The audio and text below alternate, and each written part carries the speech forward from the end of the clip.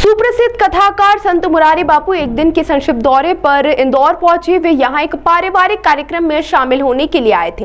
इस दौरान इंदौर आगमन पर उन्होंने प्रसन्नता व्यक्त करते हुए कहा कि इंदौर आकर हमेशा आनंद की अनुभूति होती है, क्योंकि यह भूमि अपने आप में तीर्थ भूमि है।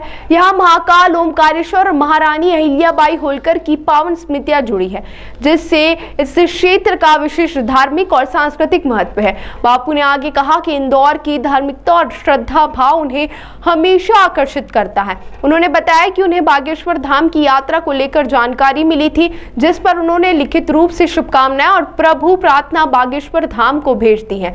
यात्रा से जुड़े प्रश्न पर उन्होंने कहा कि इस बारे में तो वही बता सकते हैं, मैं तो केवल शुभेच्छा भेज सका हूँ।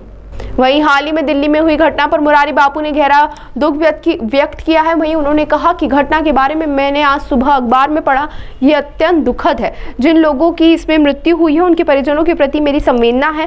बापू ने कहा कि समाज को बहुत सतर्क और सजग रहना पड़ेगा, क्योंकि कब क्या हो जाए कहा नहीं जा सकता। उन्होंने कहा कि ऐसी घटनाएं मन को पीड़ा देती हैं और सभी को मानवता और शांति के मार्ग पर चलने की प्रेरणा लेनी चाहिए। संक्षिप्त प्रवास के बाद मुरारी बापू देर शाम इंदौर से आगे के लिए रवाना हो गए।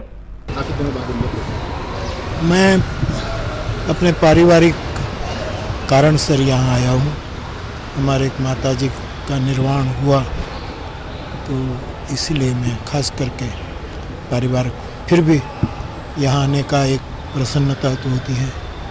ये भूमि तीर्थ भूमि है, यहाँ महाकाल, ओमकारेश्वर और महारानी अहिल्याबाई की ये भूमि है, इसका विशेष आनंद है। गुरुदेव, बागेश्वर धाम की एक यात्रा निकल रही है, हिंदू पद यात्रा, उसको लेकर आप क्या देखते हैं? क्या इस तरह की... नहीं, मुझे समाचार मिला था, मैं व्यस्त रहता तो मैंने लिखित मेरी शुभकामना और प्रभु प्रार्थना भेज दी थी।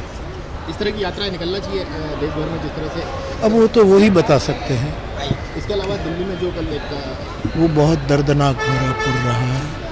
बहुत जो मृतक हुए हैं उसके लिए मेरी श्रद्धांजलि, उसके परिवारजनों के लिए मेरी दिलसोजी, और जो इंजर्ड हैं वो जल्दी स्वस्थ हो जाए।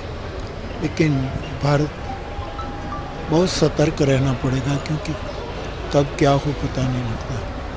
तो ऐसी घटनाएं पीड़ा देती है। जिन लोगों के नाम आ रहे हैं उस पर ना, मैंने तो आज सुबह अखबार में ही पढ़ा, और विगत मेरे पास नहीं है। बहुत बहुत धन्यवाद।